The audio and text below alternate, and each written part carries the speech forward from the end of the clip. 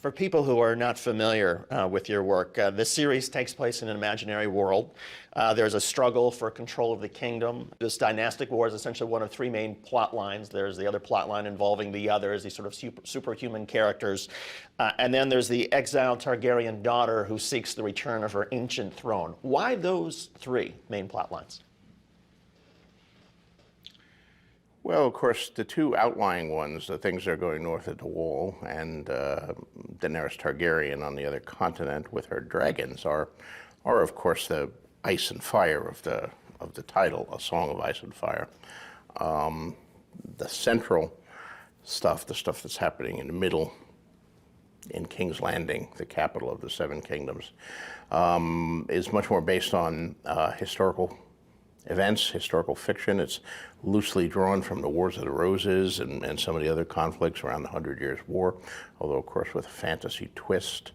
One of the dynamics I started with there was the sense of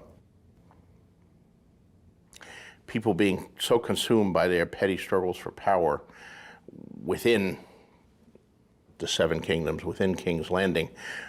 Who's going to be king, who's going to be on the small council, who's going to determine the policies, that they're blind to the much greater and more dangerous threats that are happening far away on the periphery of their kingdoms.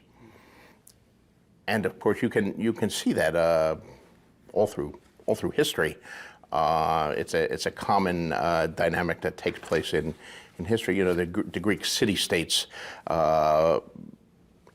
before the birth of Christ, fighting with each other, squabbling with each other, even as Philip of Macedon built up his armies to conquer them all. But you even see it in modern times, the political struggles in the France under the Third Republic, while the Nazi threat is rising, but the French politicians would almost rather befriend the Nazis than each other. And maybe there are lessons in the modern day, too. Who knows? I mean, we have things going on in our world right now like climate change that's, ultimately a threat to the entire world, but people using it as a political football instead of, you'd think everybody would get together. This is something that can wipe out possibly the human race. So I wanted to do an analog, not specifically to the modern day thing, but as a general thing with the structure of the book.